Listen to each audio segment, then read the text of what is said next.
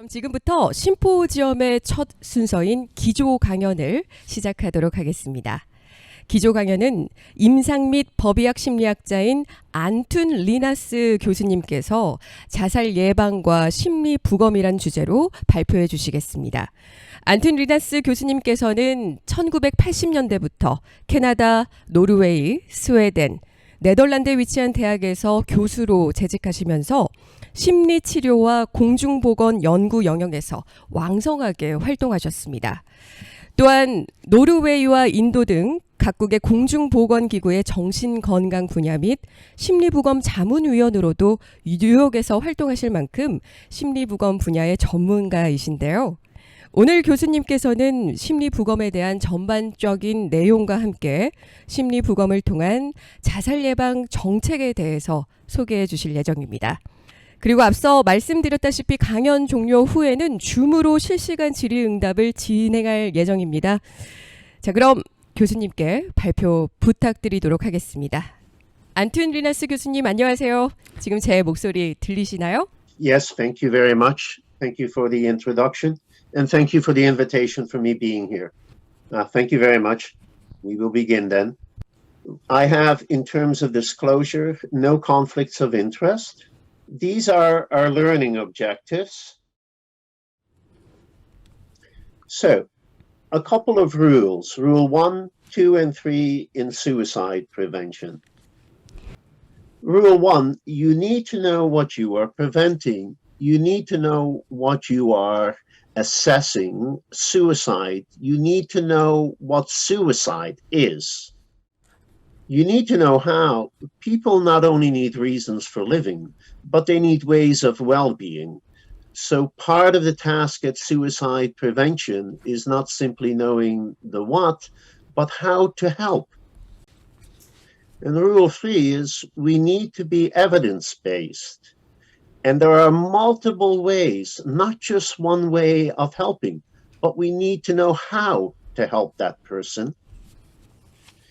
The World Health Organization, in a report on violence and health, they defined violence as the intentional use of physical force or power, threatened or actual, against oneself, another person, or against the group or community that either results in or has a high likelihood of resulting in injury, death, psychological harm, maldevelopment, or deprivation.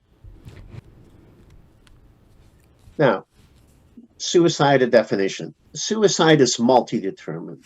It is not simple. It isn't simply depression, for example, or one thing. Thus, we need a complex model to understand suicide and then to prevent the death. Suicide is the result of an interplay of individual, relational, social, cultural, and environmental factors. And this is called the ecological model. It's helpful because if suicide is complex, we can prevent suicide at different factors, at different levels.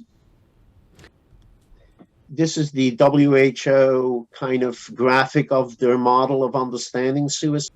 Ed Schneidman, who is sort of a father of suicidology, my mentor, currently in the Western world, he said, suicide is a conscious act of self-induced annihilation, best understood as a multi-dimensional malaise in a needful individual who defines an issue for which suicide is perceived as the best solution.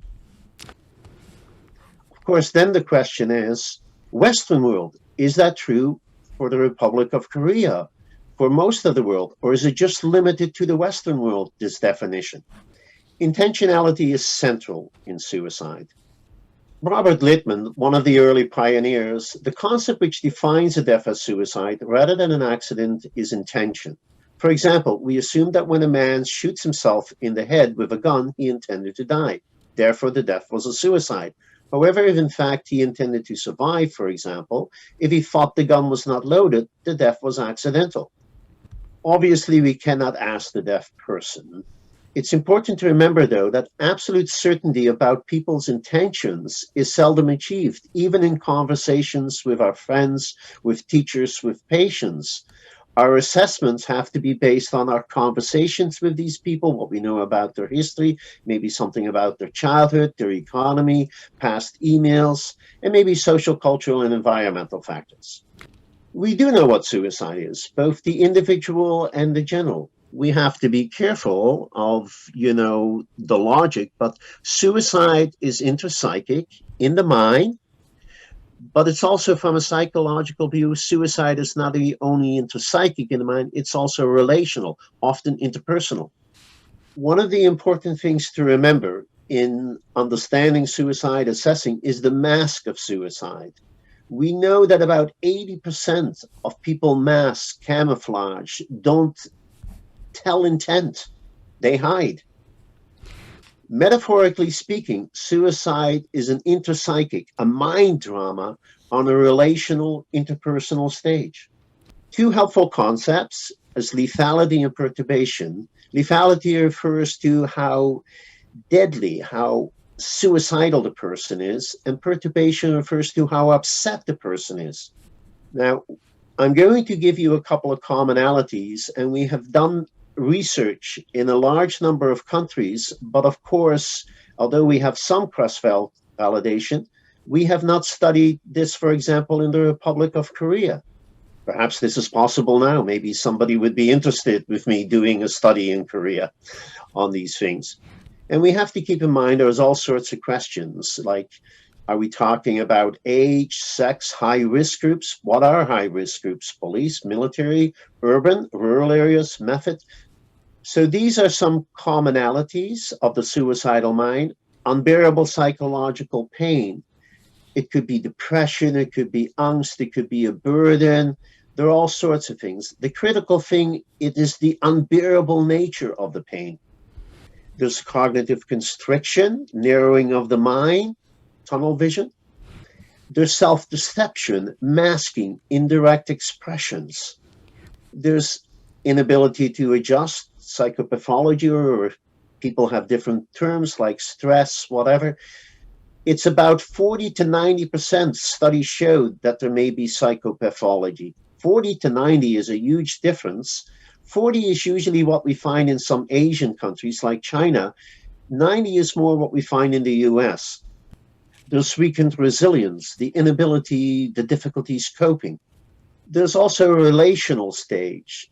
It's often interpersonal, but the relation might be in terms of health, economy, youth, freedom, a whole list of possible relations. There's rejection, aggression, there's a loss of this relationship, and there's a feeling of anger. There's an identification, an attachment, let's say, to health or a person, and with the loss, the person wants to egress, to escape, to be gone. Why do people kill themselves? I think what we need is the psychological dimensions, not simply whether the person is old, because that doesn't tell us much, but what are the important dimensions of the suicide? And that's important for suicide prevention. So when we look for the commonalities, the consistencies, it's useful in understanding and then to prevent the death. If we understand, we can prevent. Usually in our investigations, we are looking at the Nash question. What was the mode of death? Was it natural, accident, suicide, homicide? So how do we study suicide? We can have national mortality statistics. We can look at non-fatal suicide attempts, documents, or we can interview survivors called psychological autopsies.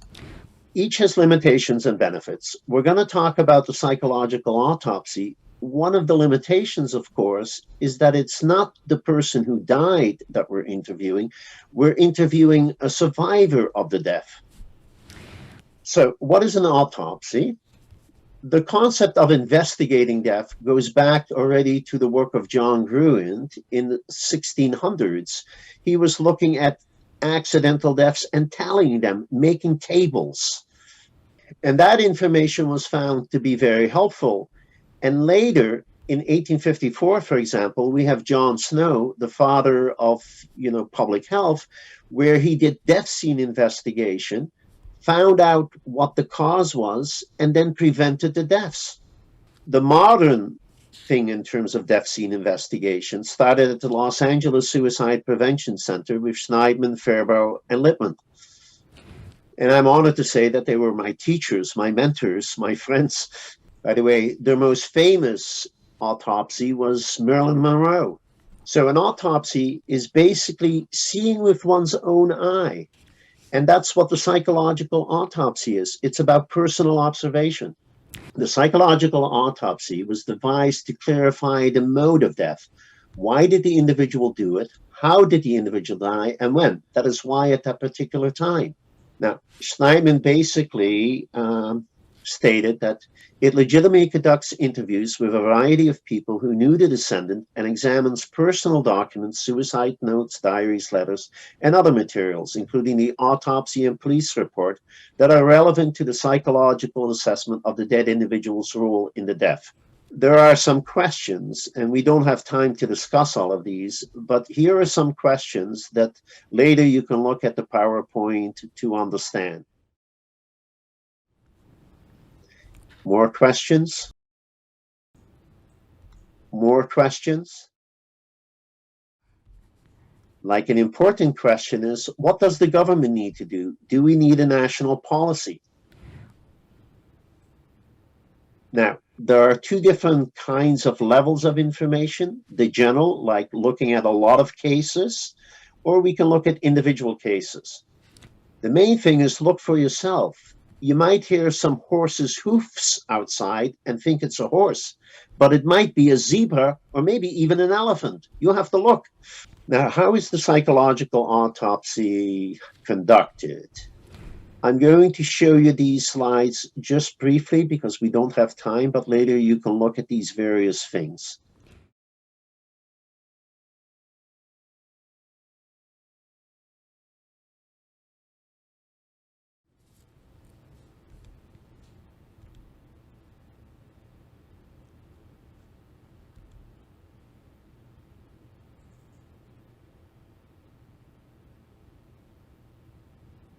It's important to ask open-ended questions, be person-centered.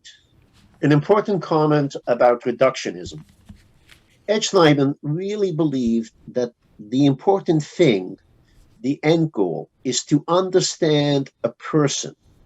He believed that psychological assessment, our assessments are fundamental to the foundation, at the very heart of suicide prevention. You need to know what, then you can prevent. You need to be evidence-based. He was critical of reductionism. An example of reductionism is the pink elephant story. A woman was standing at the bus stop, wildly flaying her umbrella. A curious onlooker approached and asked, "Why do you keep waving your umbrella about?"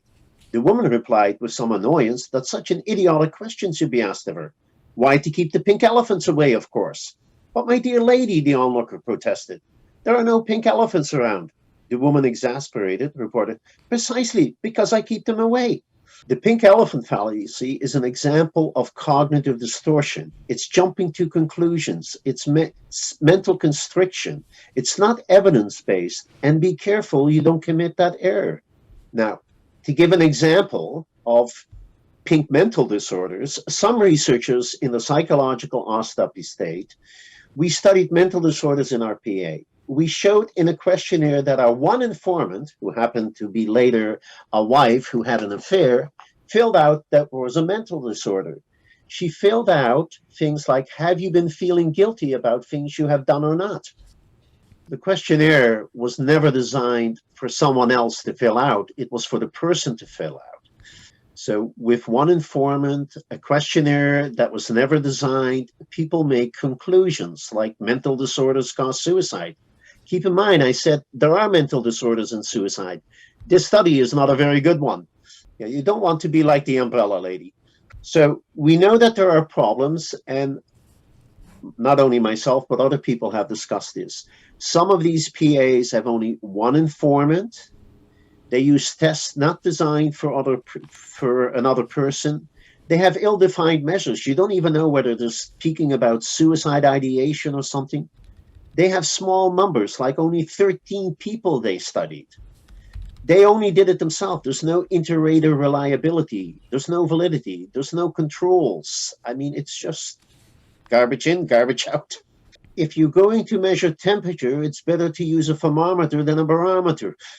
For example, in Canada, we just had our worst mass murder. 22 people died. The psychological autopsy that was done for that has been criticized by people from Australia and from the US as being very poorly done. You don't want to be in the Seoul newspaper saying the psychological autopsy in Seoul was fatally flawed. To just illustrate my point, how important it is, I will present a couple of cases.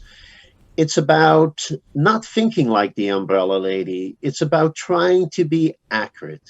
I don't have time to completely discuss this, but B.B. Chewy, the state of Indiana versus B.B. Chewy, she was born in China, and when she emigrated to U.S., later she ended up divorced, and she started developing a relationship with a married man who promised to marry her, and she became pregnant. She experienced severe depression. There was depression, deception, and abuse by her lover. And in the end, he just threw money at her in a parking lot. And he did not want the baby. In the end, she attempted suicide, and the baby, the fetal, died. And she was arrested and charged for murder. I was the expert witness in this case. It had a lot of international attention. There was no question she had been suicidal. This was a suicide note, a genuine suicide note. Now, it's important to realize an aspect. The lawyer asked me, have you prepared or are you prepared to speak about criminalization of suicide? I said, amongst other things, I think it would be a horrible mistake because if you criminalize a small group of people for being suicidal, history shows that you're going to get a lot of people not getting help. If I'm depressed and pregnant and think I'm going to get arrested, I'm not going to go to the doctor. Fortunately, after my testimony, the charges were dropped and BB was freed. So a second case, Scott Dell died on December 25th, 1995, and a note was found. The coroner and the police investigator called it a suicide note. There's part of the note written there. There was no question in my mind, though, as I did a psych autopsy, that this was not a suicide. This was not a suicide note. It turned out that the ex-wife, Sherelle, dictated the note, and actually, she ended up being found guilty of murder. It was murder. It was not a suicide. Sherelle Dell is still in jail and does not like me very much. So we have to be evidence-based. And you may never have that kind of question, is it a suicide or not? But you need to be evidence-based. You need to know for suicide prevention. So, suicide prevention. What can we do to prevent a suicide in the Republic of Korea in Seoul? Suicide is complex and multi-determined. As you will hear later today, you will hear that from the Seoul PA study. So you need to know what suicide is. For example, in an accident versus a suicide, I was involved in a case and one of the people said, oh, it's definitely a suicide because he had attempted suicide 2 years ago. So he must have killed himself. It ended up being an accident. So you need to know what suicide is, and you need to be accurate and comprehensive. In one case that I was involved in, it was determined to be a suicide because there was a report by the ambulance driver that the person had previously attempted suicide. There was never an attempt. The ambulance driver made it up. It wasn't true. It makes a big difference. So you have to make sure you look for yourself. A national suicide prevention approach. What can an evidence-based PA contribute to the general health approach?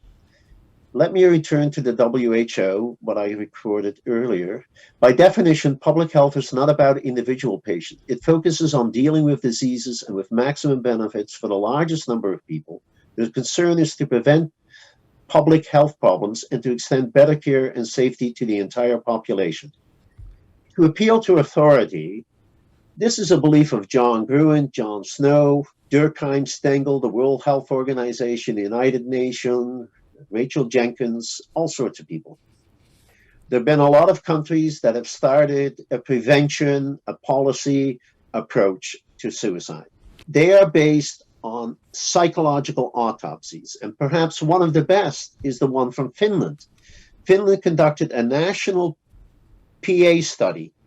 Look at this, 1,397 people, much more than 13, and ended in database recommendations. They have a good guide for suicide prevention. So when you start with your PA, be really following the Finland example, be evidence-based, and you will prevent more suicides. If you know what is going on, what is occurring in the suicides, is it economics, is it school, is it whatever, then you will know how. And there are lots of benefits. This is from Rachel Jenkins. I highly recommend her book. There are all sorts of benefits to a national suicide prevention strategy. Raises awareness, makes suicide prevention a national priority, supports collaboration, brings together people, sets priorities, can maximize success. You can do it. Other countries have done it, and you will do it. Be evidence-based. Once you have a reliable and valid psychological autopsy that meets the community standard, then you will be better able to prevent the suicides. Just make sure you look for yourself. So what does the Seoul suicide prevention need to do? We need to have a psychological autopsy to develop a better evidence-based suicide prevention. And you will learn later today about what they have already discovered in the psych autopsy study. So just about references. The first one is a book about my book on psychological autopsies. There are some other key articles that I list here. Okay, and there are a couple of articles at the end that are probably some of the best about critical issues, problems that occur in the psychological autopsy. And here are some really good papers by Ed Schneidman on suicide on the top, and a couple of papers of mine. One is on the mask of suicide that will be available to the audience. It's easily to be distributed. And another one is the Karolinska lectures that I did on national suicide prevention strategies. Those two articles will be available to the audience from the Seoul Suicide Prevention Center. So, questions, and I apologize because of my delay. There's little time left. I understand. 네, 리나스 교수님 기조강연 정말 감사드립니다. 리나스 교수님께서는 자살에 대한 전반적인 설명과 또 해외 심리부검과 관련된 주된 논의를 짚어주셨습니다. 또한 직접 활동하시면서 수집된 자료를 기반으로 자살 예방에 대한 제언으로 기조 강연을 준비하셨는데요. 저는 분홍 코끼리라는 개념을 통해서 데이터에 있어서 주의가 필요함을 지적해 주셨던 부분, 그리고 또 핀란드에서 1397건의 심리부검 결과로 자살 예방의 전략을 수립한 사례가 정말 흥미로웠던 것 같습니다. 자, 이제 그럼 Q&A를 한번 진행해 보도록 하겠습니다. 사전에 지금 질문이 들어왔는데요. 먼저 첫 번째 질문 드리겠습니다.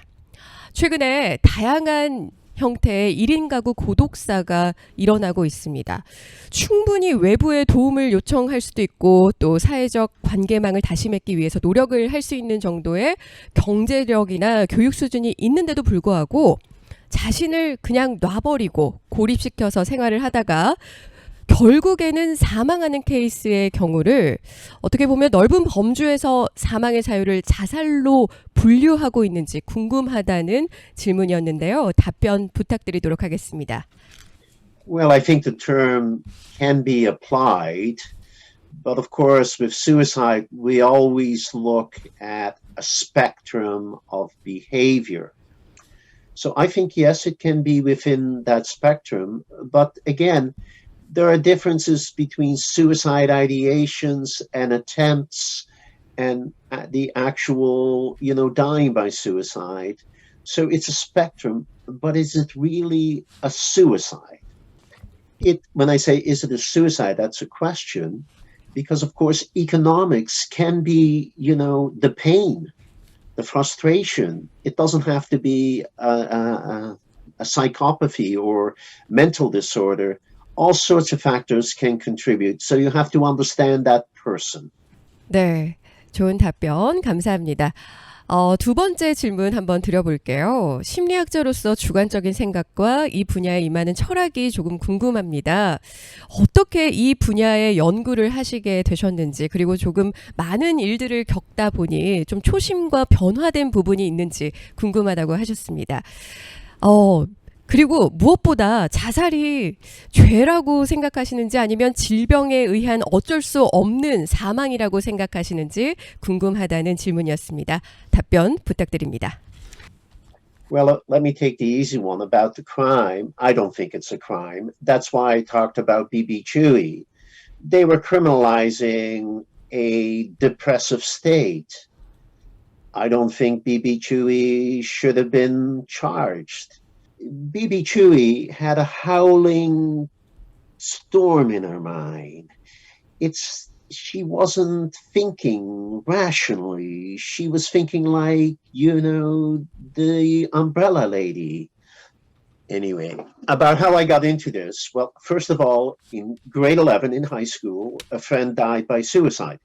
When I went to university, I wanted to study suicide, and I met Ed Schneidman and Norm Fairbrauer and Robert Littman and became very interested.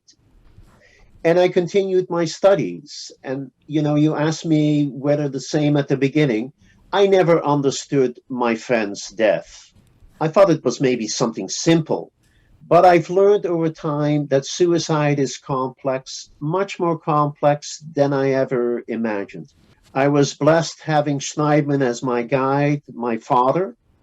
And I continue to learn. 네, 그러니까 우리 리나스 교수님은 가까운 이의 죽음을 통해서 이 분야에 들어오셔서 또 많은 공부를 하시게 되셨군요. 그리고 이 자살이 죄라고 생각하지 않는다, 우울한 것을 죄라고 보기에는 어려운 것 같다라고 답변을 해주셨습니다. 자, 이제 세 번째 질문 한번 들어가 볼게요. 900만 도시에서 의미 있는 통계가 되려면 어느 정도의 숫자를 심리부검해야 하는지 궁금하고요. 또 이 심리부검에 대해서 아시아인들의 태도가 좀 협조적이지 않다라고 말씀을 하셨는데, 아시아인들이 심리부검을 할 때 조언해주고 싶은 부분이 있다면 어떤 게 있으실지 질문이 왔습니다. Well, I don't know whether Asians are more reluctant. I mean, when we did the study in Norway, 80% or more of people were reluctant, we find, keeping secrets. Now, it is the case when we tried to do some study in Korea with trying to get suicide notes, we were not able to obtain any because people were very hesitant to share these things. I don't know. I think people generally about suicide keep secrets, hide, etc. Not just Asians. On how many people? Well, certainly more than 13, like that study I indicated. I mean, really, 13. I mean, that is flawed. Finland had 1,300 something. There's a reason why they had that many people, because you need a large representation, different individuals to get the complexity. If you interview 13, you're not going to get the complexity and you're not going to be able to save lives. And you need representations of different ages, like teens, adults, because they will show differences, etc., etc. You need as many people so that you don't end up being in the newspapers in Seoul saying you were flawed, horribly done. You can do it. I know you folks can. And I've already seen some of the wonderful data, and what people are going to see will open their eyes already about what we know in Korea. 네, 아시아에 국한된 문제는 아닌 것 같다. 그리고 공유와 또 다양한 사례들을, 대표성을 갖는 어떤 사례들을 모집을 해야겠다, 수집을 해야겠다라는 리나스 교수님의 답변이었습니다. 시간 관계상 많은 질문들에 대한 답변을 드리고 싶은데 추가 질문이 어렵다는 점 양해 말씀드립니다. 추가 질문은 서울시 자살예방센터 메일로 보내주시면 추가로 답변을 해드리도록 하겠습니다. 안툰 리나스 교수님 좋은 강연 그리고 질의응답 감사드립니다. Thank you very much for the invitation. I'm deeply honored to 네. be there.